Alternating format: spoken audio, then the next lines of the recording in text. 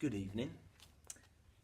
Welcome to Bedtime Stories. I'm Mr. Land and I'm reading to you tonight The Snow Leopard by Jackie Morris.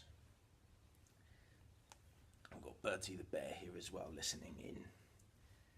From the beginning of time, out of silence, Snow Leopard sang the stars to life, the sun to rise and the moon to wax and wane.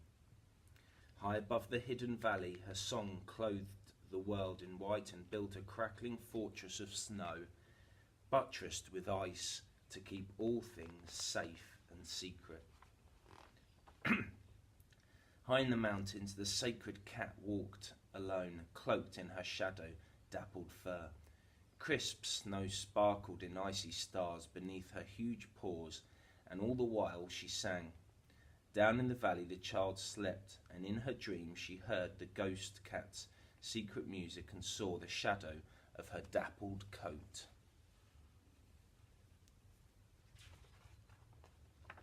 Snow Leopard wove words of protection, songs of hiding, a magic spell to keep the hidden valley safe from the world.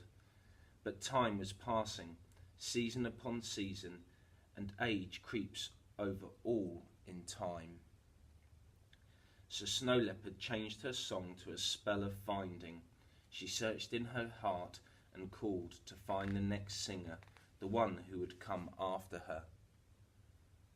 But while she searched, the world crept into the hidden valley, and down in the valley the child slept on and felt the change in the Snow Leopard's song. Picture of the valley here. Down in the valley, soldiers came in search of gold and slaves. They came with fire and fear, and the villagers fled. In the chaos, the sleeping girl was forgotten, and still she slept, entranced, hearing only the song of the great ghost cat. Through the village, Snow Leopard prowled, veiled in the magic of her song. When she found the sleeping child, she wrapped her warmly in her thick, dappled fur. Curled around the child, Snow Leopard remembered, centuries before, being human.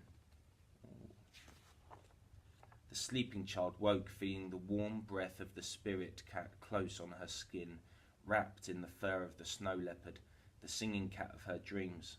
She pushed her fingers deep into the thick fur, and the cat stirred, rose, and leapt up to the high wild mountains with the child clinging tight on her back. Together they roamed the mountain tops, and together they walked through the forests, and Snow Leopard sang her songs of the earth. She taught the child songs of the valley, of the lark and the swift, the snowfinch and redstart. She showed her the paths of the sure-footed fox and the scrape where the hare hid hushed in the snow. She sang a song to protect the valley, to cool the snow and ice, and the child's voice joined in harmony as she listened and learned, and they circled the valley singing their song together. Are you enjoying it, Bertie? Yeah? Oh, that's good. Late in the night, while the soldiers were sleeping, the stealthy cat crept back to the village and into their dreams. Snow Leopard raged, not one cat but many, a snowstorm of leopards. As their dreams became nightmares, the soldiers woke and ran from the village that they thought haunted by demons. Hearing the news that the soldiers had gone, the villagers returned with their prayer flags and lullabies to blow in the wind and bring peace to the valley. And circling the valley, child and leopard called to the snow, and a blizzard of white formed fresh fortress walls, hiding their world in mist and in memory. Time passed, and the child learned the moods of the valley, how to still her mind and become one with the place. How to ride on the thermals with eagle and falcon, to watch for the moon bear, burrowel and wolf. Snow Leopard purred richly at these changes. Her teaching finished, her time changed too. Late one evening, in a cave of soft mosses high in the mountains where the air was thin and stars sparkled in sky and snow, The child took the great leopard's head in her hands. The snow leopard licked the child's cold face, rough cat tongue against soft skin, purring her final spirit song. And as she licked, child became leopard, thick-furred and wild-eyed, mottled like Shadow's spirit cat.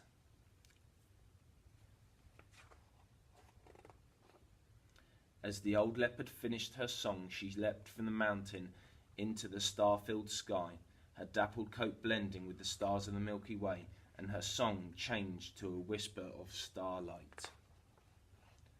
And back in the mountains, the young snow leopard looked up at the stars mirrored in her blue cat's eyes, heard the whisper, and began a new song. And that's the end of the Snow Leopard. We hope you enjoyed it. Did you enjoy it, Bertie the Bear? Yes, very much so. Thank you very much. Oh, hopefully we get to do it again soon.